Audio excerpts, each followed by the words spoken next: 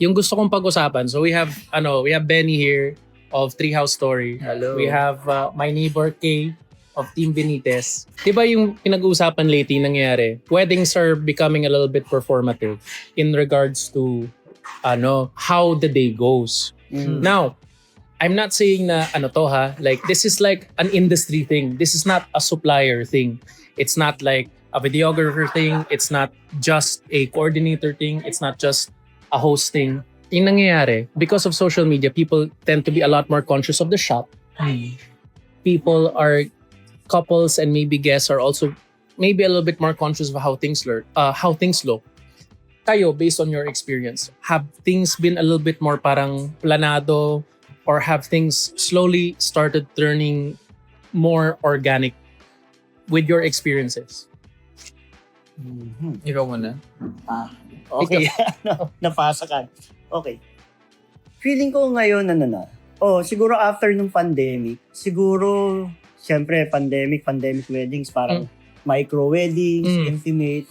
Tapos, nung naging regular na ulit, siguro baka andun yung mga couples na medyo nanggigil na for a big wedding. Yes, Tapos, yes. syempre, big wedding, connect yan. Big wedding ka, hanap ka ng inspiration. Andyan si Pinterest, andyan si Instagram, andyan si TikTok. So, nangyayari yung couples is, yung ideas nila nagpapatong-patong. Kasi gigil. Gigil, oo. Pero like ngayon, ewan ko siguro, yung sa by generation na kinakasal. Ngayon naman pansin namin, like today, ilan tayo? 100 guests lang, 120. Tapos parang start tayo ng shoot for a 4 p.m. ceremony, mga 12 p.m. So parang 4 hours lang. Tapos nawala yung pictorial with the entourage during preps na naka-robe din. Lahat. Diretso, Oo. naka-gown na sila. Tapos, dalawa lang yung entourage. Sa team groom, dalawa din. So, feeling ko, yung sa sinabi mo, agree ako, parang lately yung mga weddings medyo nag-shift dun sa mas personal na lang, mas, pero andun pa rin eh. Nandun pa rin Andun pa rin yung big weddings, big celebrations. parang planned shots. Ikaw, Benny, because I know we talk about this off camera din eh. Anong feeling mo? Anong mas nakukuha mo versus do you get more organic than, let's say, editorial style, or do you get more like parang planned everything versus more organic? Feeling ko sa clients namin, sa Treehouse, parang 60% or 70% gusto nila yung organic. Siguro kasi yun na yung na-attract namin kasi yun na yung body of Style nyo, yun ang style nyo. So ito yung mga as in kahit walang vows. Yeah. Para music lang or minsan wala. Tapos gusto lang nila ng moments. Tapos wag sila i-direct at all. So may mga clients kami na ganun. Tapos meron kami clients nung sakto lang na may vows sila na gusto nila magpa-guide kung saan yung magandang angle, kung saan yung magandang shots. So when you say performative, ano yung aspect ng wedding ang usually nagpa-pop sa mind mo? That's a good question. I think when the couple is not being themselves anymore and they're getting too conscious about what's happening in their wedding versus just being themselves. Okay. And I know that's easier said than done kasi may ibang couples, they really don't know what they want. They don't know how to go about it. And this is not anyone's fault. I have a follow-up question kasi marami nagsasabi na, yung mga photographers, mga videographers, they're having us post all of these things, ganito, and it's starting to feel planned. Gusto lang namin maging organic and mingle. I would love both your opinions on that. Pero first and foremost, that's what I feel na yung parang performative. Couples are not being themselves. They don't get to express the way they want to express. Everything starts to feel like work and not an experience of their day. That's for me. Parang they're too conscious of how things look that they're not being themselves anymore. Well, dun sa sinabi mo, like, couples minsan is, yung tama, no? Parang may nag-comment, may nagsasabi na pinapapost sila, ganun. Yes. Yeah. Sa amin naman, kami dyan, honest kami, meetings pa lang, sinasabi namin na may poses tayo. Bakit? Kasi may albums kayo. Tama. Alangan naman yung ilagay nyo sa 100 pages yung album is candid all the way. Yeah. Of course, gusto mo yung merong nakatingin kayo sa camera, formal photo. So, as much as possible, ginagawa namin is balance siya. Yeah.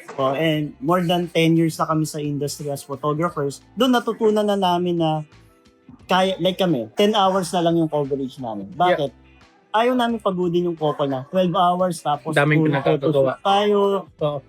puro ganito, ganyan. Well, kaya naman palang gawin ng 10 hours na photoshoot, na coverage. Actually, yun yung isang bagay na super conscious ako about ever since na parang nahihiya ako pag nakikita ko na bugbog na yung bride. Bugbog na yung Pag bride. napapagod na, Ayaw mo pagurin. Sa morning pa lang, even pag post-ups, parang nahihiya ako na, sige, kung yung photographer namin dati marami siyang shot list, hindi na kami magsushoot. Kasi parang hindi na kaya nung hiya ako. Parang parang nagiging sensitive ako dun sa mapipili. But is it true? And this is just on the part of videographer and photographer only, ha? Kasi, syempre, I think a lot of hosts even can treat like an entire celebration like a show. A lot of coordinators can make it like, let's do this. Depende sa supplier yan. So, I think it's the communication between couple and videographer and photographer kung ano talaga yung gusto nilang gawin. Do you feel, based on but you only have your own experience, but maybe you have other people's experience, do you think it's more of a communication thing, what the couple wants, what the videographer and photographer wants? Kaya nasasabi na parang, nagpo-post na lang tayo? Is it a communication thing that causes it? Or do you think na napipilitan yung mga couples based on photographer style and videographer styles? Or do you feel na maybe couples just fail to communicate what they want? No, kasi ibobook ka ng couple kasi alam niya na yung body of work niya. Yeah. Alam niya na yung style. So, kami, every wedding, meron kami detailed notes, mga do's and don'ts. Yeah. So, itong couple na to, ayaw niya na, super shy siya pero parang gusto niya na magkwento ng konti. So, parang mga minimal interview, ganyan. Ito, no interview at all, mga ganun. So, may mga list sila na ganun na gusto ko shot list. Gusto ko ng shots na nag-mingle kami with couple. So, kini-clarify nyo na kaagad. Parang klaro na kaagad. Tapos, mostly mga request nila, yun din yung gusto namin talaga. Pero laging kulang sa time. Kulang sa time. Parang hindi mo sila pwedeng, hindi ko alam kumbaga, hindi na to kasing lala nung before. Nice. Relax na ngayon actually. Medyo, ando na nga sa medyo mas nagiging organic na yung weddings. And agree ako kay Patrick kasi sobrang importante. Like kami, hindi naman lahat ng couples may prenup shoot. Yeah. Kasi sa prenup shoot, yun yung pinaka-perfect time na para you get to know each other. Oo. Pero, pag walang prenup shoot, we make sure na kailangan may discovery call. May discovery call before meeting or meeting before the wedding na. Para hindi awkward. Pati para, ayun, tama si Pat. Kung ano yung gusto ng couple, masabi namin. And this is something that couples need to think about. Sometimes you build your chemistry and being comfortable with the videographer and the photographer through prenup shoots. And if you don't do that, it might be worth it to have conscious effort to have a discovery call para at least komportable. Hindi ko yung parang sino ka, ba't mo pinipicture? Parang, so that's something na minsan hindi nagagawa ng lahat, you're saying. Minsan super weird pa naman na pag mamimit mo lang yung couple, especially yung bride, pag nandun na siya sa makeup chair. Minsan ganun pag hindi mo, yun ang unang meetup niya na, hi, I'm Kay from Team Benitos, ganun. Kaya super important na makipag-set talaga ng meeting ahead. I'll tell you this now though, based on some videographers and photographers that I talk to, they don't take the extra effort to communicate. I'm not saying Before the wedding? Not all. I would say kayo, kilala ko kayo. But I'm just saying, I hear some na parang it's just, parang siguro, I understand din yung time din sa photo and video na parang they're so busy with things. So not everyone will take the time to really do that. Do you think that it's something that most photographers and videographers do? Or parang you guys are on like the minority in terms of making sure that these communications are happening? Yeah, kami, medyo strict kami tungkol doon na at least kung wala ako or si LSU, ma-meet ni Denise. Kasi yung calendar namin is puno ng notes from the couple. So, walang wedding na walang notes. So, ibig sabihin lahat na meet beforehand.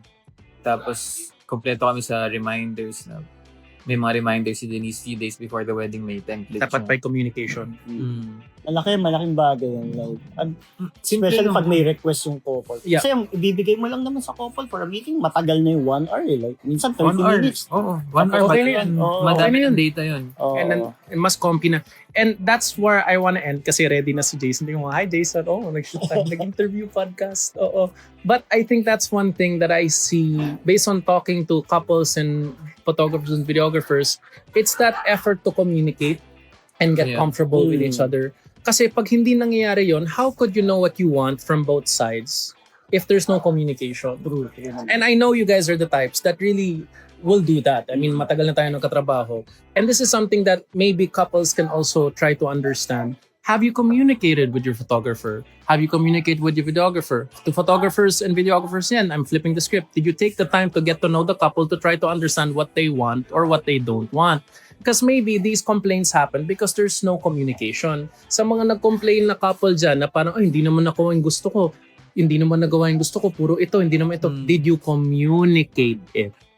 And for photographers and videographers, not all couples are comfortable, communicating with their suppliers. So maybe the extra effort or the extra step to want to communicate. I'm not saying photographers and videographers are not communicating, but if you're not doing it, then more problems and complaints will come out. And then naturally, the people who try to do it the best possible way, naapektuhan because you get lumped in together.